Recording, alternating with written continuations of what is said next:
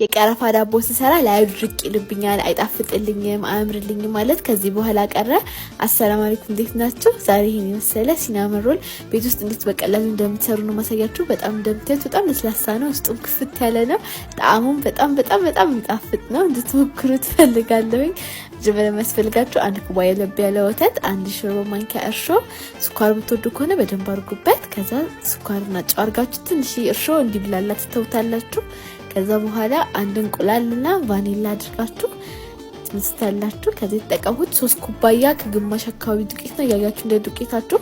ከዛ ዘይት አድርጋችሁ ታቦክታላችሁ። እንደዚህ የሚቦካ ነገር ሁሉ የሚላችሁ በጣም መታሸት ይፈልጋል። በመዳፋችሁ ምታሹት፣ በጣታችሁ እንዳታሹ ይጠቆርባችኋል። በመዳፋችሁ እሽት በደንብ ነው የምታሹት። በልስልስ እስኪላችሁ ድረስ ያለበዛ አያምርላችሁም፣ ይደርቅባችኋል ምናምን። ከዛ ላይ ትንሽ ዘይት ተቀቡና ፌስታል ሸፍናችሁ ኩፍ እስኪላችሁ ድረስ እናንተ አስቆዩት። እነዚህ ኩፍ ከሌላችሁ በኋላ ዱቄት እያደረጋችሁ 4 ማዕዘን ቅርጽ እንዲሰራ አድርጋችሁ አውጡት። ተለቅ አድርጋችሁ ዳምጡት። ቢሳሳም ችግር ነው፣ በጣም መሳሳት ሳይሆን በጣም ውፍር ያላለ ማለት ነው።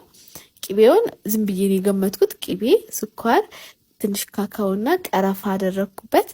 ከዛ እሱን ላይ ትንሽ እሳት ላይ ያደረኩት ቅቤውን እንዲቀልጥልኝ። ከዛ ቀባሁት። በደንብ ትቀቡታላችሁ። ትንሽ ያስቀሩ በኋላ ፓትራት ትቀቡታላችሁ። እሱን ሁሉንም ካደረሳችሁት በኋላ ቀረፋ እያለ አልነበረምና ላይ መበተን ጀመርኩኝ። ከዛ ስጠቀልሉ የሆነ እየሰፋ ሄዳልና እንደዛ ሲሆን አያምርላችሁም። ጥብቅ እያደረጋችሁ መሀል ቤተል በጣም እየሰፋባችሁ ስለሚሄድ ሳብ እያደረጋችሁ እየጠቀለላችሁ ነው የምትጠቀልሉት። ከዛ ጫፉ ላይ እንዳይፈታባችሁ በደንብ ቁንጥጥ ታደርጉታላችሁ። ከዛ በቢላን የለካሁት ሁሉም እኩል ቅርጽ እንዲመጣላችሁ። ይሄ መለመጫም ሴንቲሜትር አለው፣ በዛ መለካት ስላላችሁ በተመቻችሁ ነገር።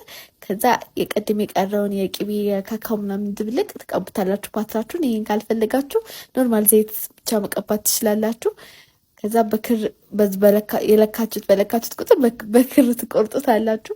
ከዛ በእጃችሁ እንደዚህ ተሰሳት አድርጉት። ወደ ላይ ቆም ሲል አያምርምና እንደዛ ሲሆን በእጃችሁ ምትት ስታረጉት ያማረ ቅርጽ ይዝላችኋል። ለአንድ ለ20 ደቂቃ የሚሆን ድረስ ታስቀምጡታላችሁ። ኩፍ ብሎ ውስጡን ክፍት በደንብ እንዲልላችሁ።